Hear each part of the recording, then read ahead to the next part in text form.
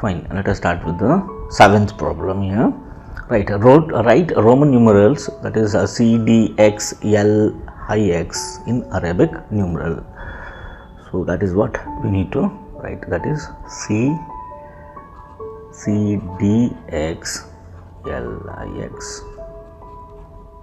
Right, we know that. So I means what? 1, right? All this stuff you know, right? Then X means 10, L means 50, so D means 500 and C means, right, 100. Now how can I write this? So I'll start writing it.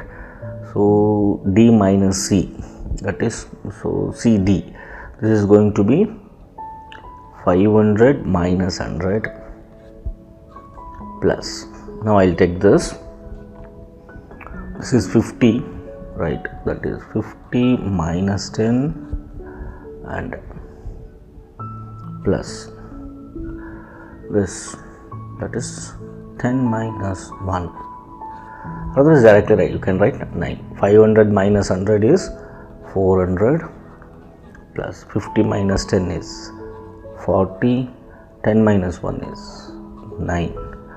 The answer here is 449.